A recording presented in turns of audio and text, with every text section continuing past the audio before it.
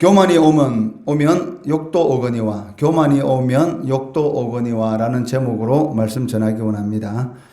오늘 본문 말씀도 어제 말씀에 이어서 이스라엘 백성들이 가나안 땅을 정복한 후에 마치 자신들의 힘과 능력으로 가나안 땅을 정복한 것처럼 생각할 수 있는 그러한 교만의 위험성에 대해서 모세는 경고하고 있습니다.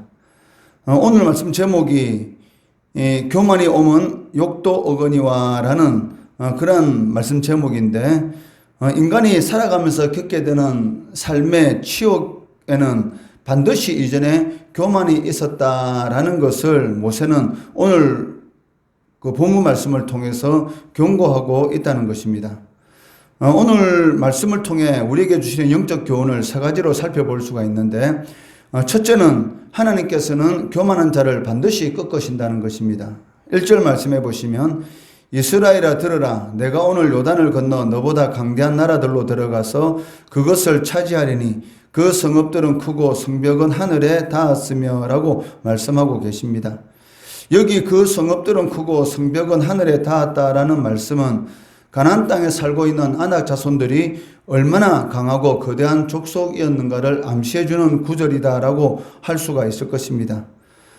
그러나 이 표현들을 통해서 우리는 또 다른 의미를 살펴볼 수가 있는데, 성벽이 그만큼 높았다는 것은 물론 강조하는 표현입니다. 그렇지만 그 강조하는 표현인과 동시에 그들의 교만이 하늘에 이를 정도로 심각했다라는 것을 말해주고 있다는 것입니다. 성이 하늘에 닿았다라는 이 표현은 창세기 11장의 바벨탑 사건을 통해서도 우리가 찾아볼 수가 있습니다. 창세기 11장 4절 말씀해 보시면 또 말하되 자 성읍과 탑을 건설하여 그 탑 꼭대기를 하늘에 닿게 하여 우리 이름을 내고 온 지면에 흩어짐을 면하자 하였더니라고 기록하고 있습니다. 당시 사람들은 자신들의 지식과 기술을 통해서 자신들의 이름을 내기 위해서 하늘에까지 이르르는 그런 지극히 교만한 생각으로 탑을 쌓기 시작하였습니다. 그런데 그 결과가 무엇입니까? 인간들의 교만과 그리고 그들이 가지고 있었던 능력 등 그러한 모든 것들이 하나님 앞에서 결국 심판의 대상이 되었고, 하루아침에 자신들이 쌓아놓았던 그러한 탑이 무너지는 것을 경험하게 되었던 것입니다. 오늘 본문에 등장하는 가나안 족속들도 하늘에 닿도록 쌓은 성벽을 통해서 자신들의 이름 또 자신들의 위엄을 알리려고 했습니다.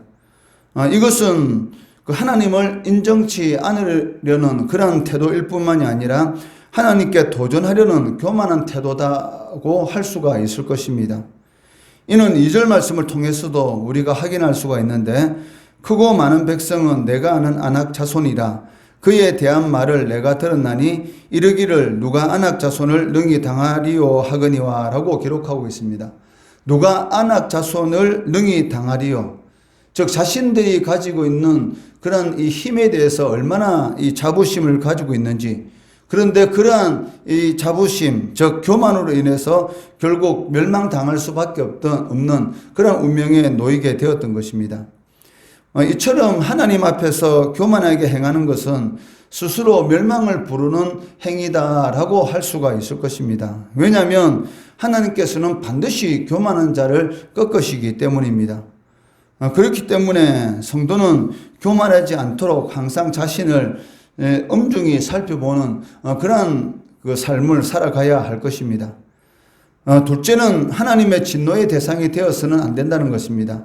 하나님께서는 가나안 족속들을 향해서 맹렬히 진노하고 계신다라고 모세는 말을 하고 있습니다. 3절 말씀해 보시면 오늘 너는 알라 내 하나님 여호와께서 맹렬한 불과 같이 내 앞에 나아가신 즉 여호와께서 그들을 멸하사 내 앞에 엎드러지게 하시리니 여호와께서 내게 말씀하신 것 같이 너는 그들을 쫓아내며 속히 멸할 것이라 라고 말씀하고 있습니다.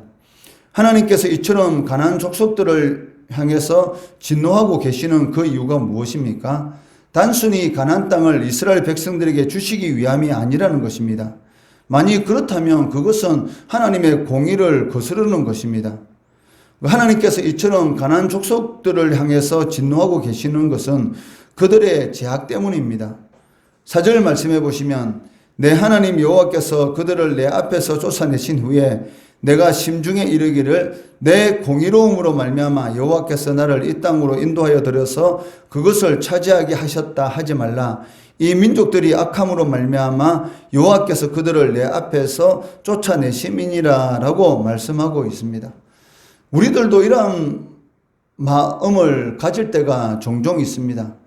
어떤 우리의 생각대로 일이 잘 진행되고 생각지도 못했던 그런 하나님의 복이 우리 가운데 임해 있을 때에 마치 우리가 하나님 앞에 어떤 선한 일을 많이 했기 때문에 하나님 앞에 그러한 복을 받을 수 있는 그런 행위를 했기 때문에 하나님께서 우리들에게 그러한 복을 주신 것처럼 자신의 의를 내세울 때가 있는데, 실질적으로는 하나님의 그런 무조건적인 그런 은혜, 그런 사랑으로 우리에게 복을 주실 때가 많다는 것이죠.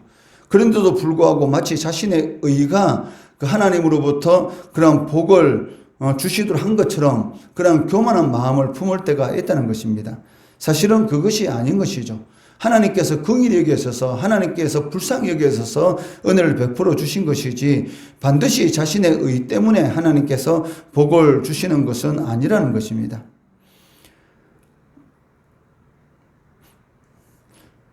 가나안 족속들이 하나님 앞에 범한 죄악들이 구체적으로 무엇인지 본문 말씀에는 기록되어 있지 않습니다. 하지만 성경의 여러 부분들을 통해서 그들이 우상 숭배 그리고 극도의 도덕적 타락 등의 죄악 때문에 결국 하나님의 진노를 사게 되었고 그것이 그들의 멸망의 원인이 되었다라는 것을 우리는 성경 말씀들을 통해서 알 수가 있다는 것입니다. 이스라엘이 여리고와 아이성을 비롯해서 가나안의 여러 성들을 하나씩 함락하기 시작했습니다. 그때의 가나안의 여러 족속들은 연합해서 이스라엘과 전쟁하기 시작하였는데 실질적으로 가나안 족속들의 군사력은 이스라엘에 비해서 압도적으로 우세하였습니다.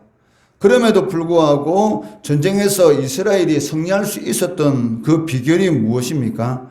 그것은 하나님께서 이스라엘 편에 서 계셨기 때문입니다.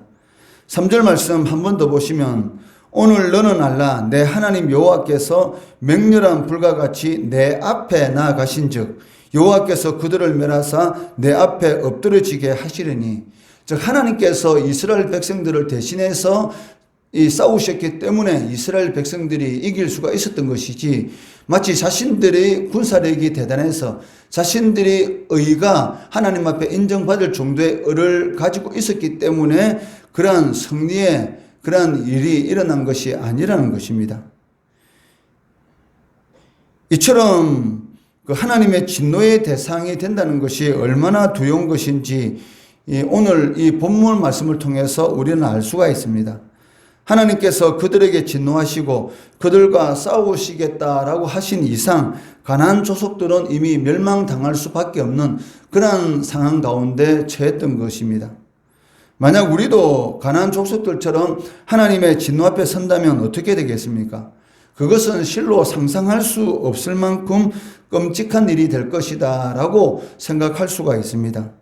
그렇기 때문에 어떠한 경우라도 하나님의 진노의 대상이 되어서는 안 된다는 것입니다. 오히려 하나님의 긍휼의 대상이 되도록 힘써야 한다는 것입니다. 만약 하나님의 진노를 촉발시킬 만한 그러한 죄가 우리들에게 있다면 당연히 그런 것들을 모두 버리고 하나님 앞에 회개해야 한다는 것입니다. 아직 기회가 있을 때 하나님 앞에 회개할 수 있는 그런 은혜가 있을 때 하나님 앞에 회개함으로 인해서 가나안 족속들이 범했던 어리석음 그리고 비참한 멸망에서 벗어나야 한다는 것입니다.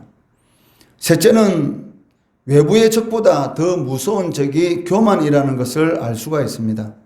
모세는 가나안 정복 전쟁이 끝난 이후에 이스라엘이 빠질 수 있는 그런 교만에 대해서 경고하고 있습니다. 당시 이스라엘 백성들이 가장 관심이 있었던 것은 무엇이겠습니까? 아마 가나안 족속들을 어떻게 물리칠 수 있을까라는 그런 생각들이 가장 자신들의 관심이었을 것입니다.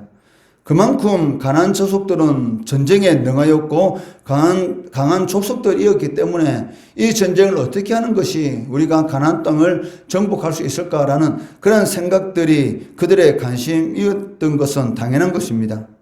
그러나 모세의 관심은 거기에 있지 않았다는 것입니다. 왜냐하면 이스라엘 백성들이 승리하는 것은 이미 정해졌습니다. 왜? 하나님께서 이스라엘 편에 서서 하나님이 먼저 들어가시겠다라고 말씀하셨기 때문에 이미 이 전쟁은 승리한 전쟁이나 마찬가지였던 것입니다.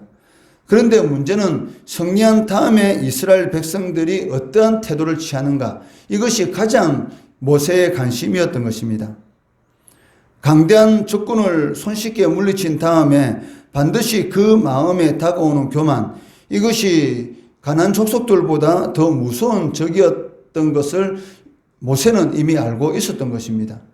이러한 일들은 우리도 마찬가지지 않습니까? 우리의 생각대로 일이 잘 진행될 때에 나도 모르는 사이에 내가 마치 다른 사람들보다 더 신앙이 좋은 것처럼, 내가 하나님께서 나에게 더 많이 사랑해 주셔서 나에게 더 많은 복을 주신 것처럼 신앙의 그 우월주의에 빠지는 그런 모습을 우리가 가질 수가 있다는 것입니다.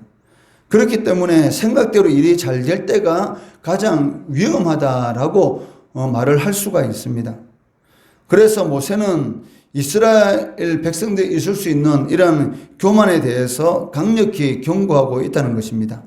4절 말씀해 보시면, 내 하나님 여호와께서 그들을 내 앞에서 쫓아내신 후에 내가 심중에 이르기를 내 공의로움으로 말미암아 여호와께서 나를 이 땅으로 인도하여 들어서 그것을 차지하게 하셨다 하지 말라라고 경고하고 있다는 것입니다. 즉 자신이 잘나서, 즉 자신이 하나님 앞에 어떤 선한 일을 많이 했기 때문에 이런 하나님께서 복을 주셨다라는 그런 생각을 하지 말라는 것이죠. 하나님께서 불쌍히 여기셔서 하나님의 전적인 사랑으로 인해서 이런 은혜를 베풀어 주신 것이지, 그러한 일들이 자신에게 있는 것이 아니라 오직 하나님께 있다는 것입니다. 하나님의 백성들은 하나님을 굳게 의지하고 하나님 편에 서 있으면 하나님께서 반드시 보호막이 되시고 방패가 되어 주셔서 승리하게 하십니다. 그러나 마치 자신의 힘으로 이러한 모든 것들을 이룬 것처럼 생각하는 그런 교만으로 빠지게 되면 어떻게 되겠습니까? 절대적인 보호막이시고 방패가 되시는 하나님을 멀리하게 되는 그런 결과를 낳게 되는 것이고, 그를 통해서 그 삶이 피폐해지게 된다는 것입니다. 그렇기 때문에 교만에서 일생을 마친 자들의 그러한 대열에 우리의 이름을 올리는 그런 어리석은 일을 행하지 않아야 한다는 것이죠. 교만한 자에게는 하나님의 은혜가 함께 할 수가 없고, 하나님의 은혜를 힘입지 않고는 결코 인생을 승리할 수 없다는 그런 진리를 항상 우리들의 마음속에 새기고 또 새겨야 한다는 것입니다. 잠언 11장 2절 말씀해 보시면, 교만이 오면 욕도 어거니와, 즉 삶의 치욕이 일어나는 것은 이전에 반드시 교만이 있었다는 것이고, 겸손한 자에게는 하나님께서 지혜를 주신다라고 잠언에서는 말씀하고 있습니다. 오늘 이 말씀대로 교만한 자는 하나님께서 반드시 꺾으신다라는 것을 아시고, 또 하나님의 진노의 대상이 되어서는 안 된다. 그리고 외부의 적보다 더 무서운 것은 교만이라는 것을 반드시 명심하시고, 자신의 이 신앙의 길 가운데 혹 내가 하나님 앞에 교만한 것은 아닌지, 하나님의 은혜인데도 불구하고 마치 나의 의로 인해서 그러한 복이 주어졌다고 스스로 자만하는 그런 마음을 가지고 있는 것은 아닌지 항상 이 살펴봄으로 인해서 하나님의 진노의 대상이 되는 그런 대열에 이름을 올리는 그런 어리석은 삶을 살아가면 안 된다는 것입니다. 이런 오늘의 말씀을 통해서 겸손한 자에게 은혜를 주시는 그런 삶을 살아가시는 성도 되시기를 주의 이름으로 축원합니다.